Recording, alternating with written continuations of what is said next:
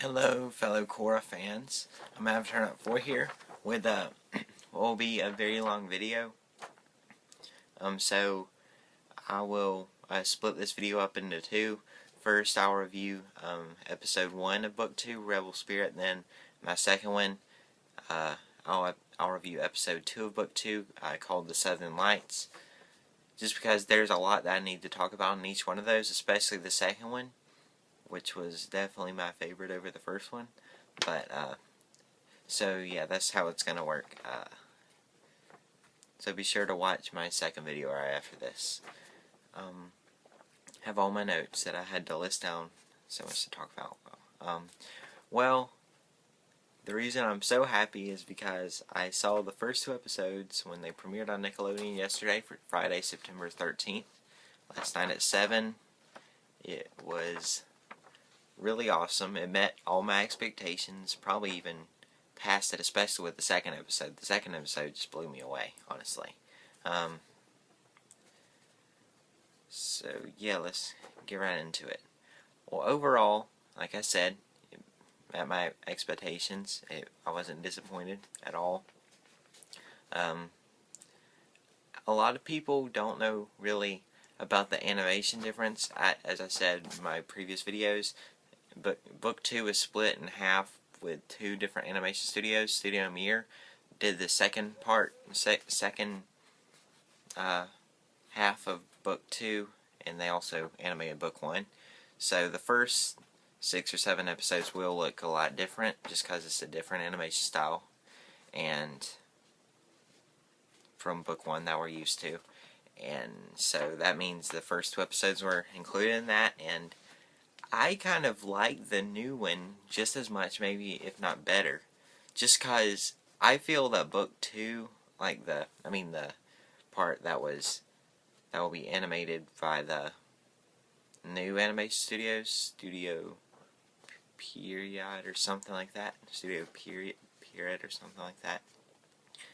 They seem to have richer colors, and it was just very colorful, which I kind of liked, because being that the season is called Spirits, it's supposed to be something like we haven't seen before.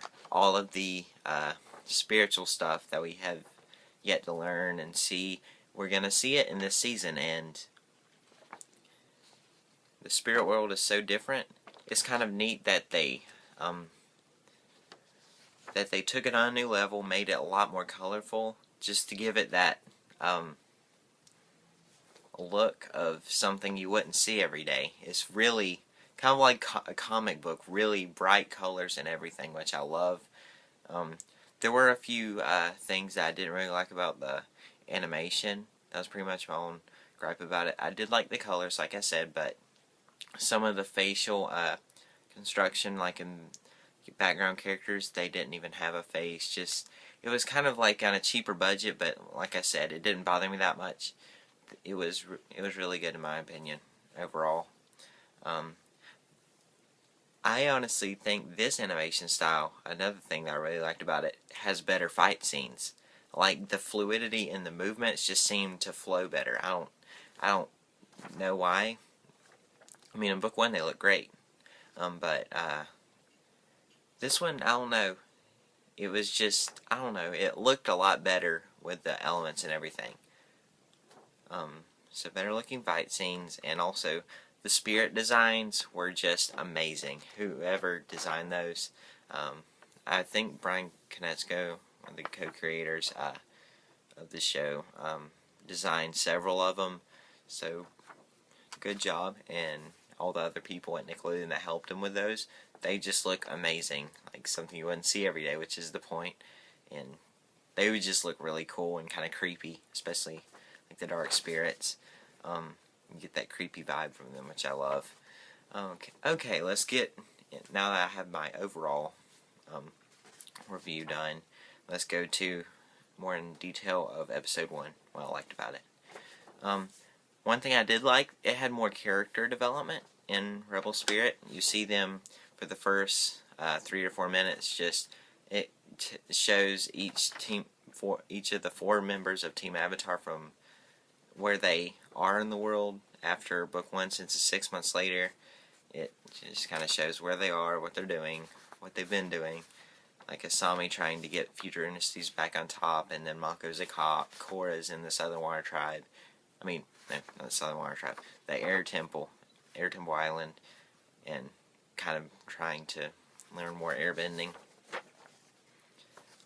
So yeah, and Bolin's the only original member of the team of the Fire Ferrets Pro Bending team.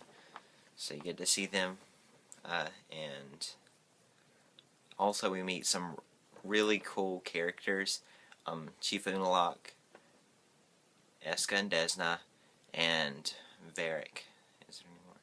You saw, you get to see more of Korra's parents. You did see them before, so I wouldn't say they're new characters. You just get to see more of them and how they're like.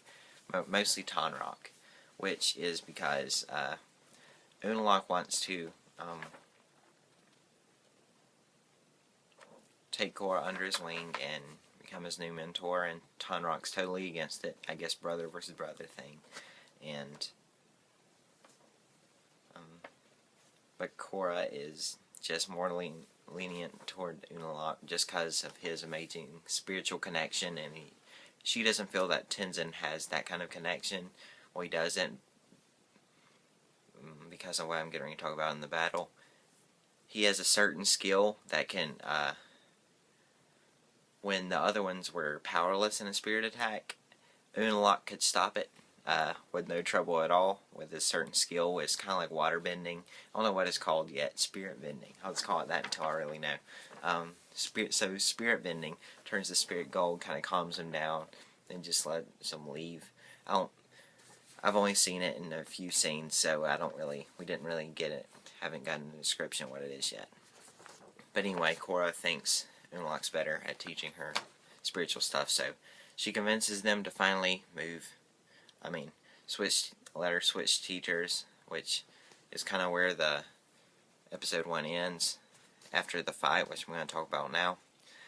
The fight with the Dark Spirit character is really cool at the end.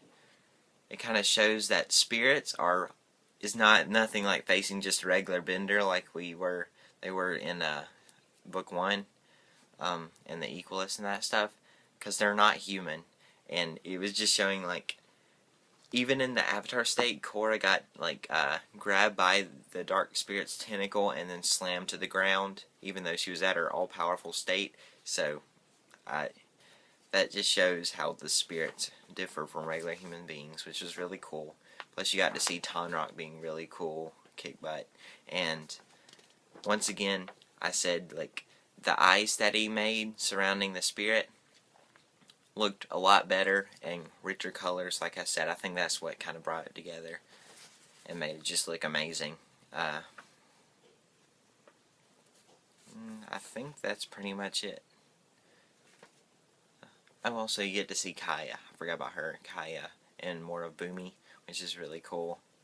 And more of the a few scenes of the Airbender kids and baby Rohan. I think that's it. Okay, yeah, I think it is.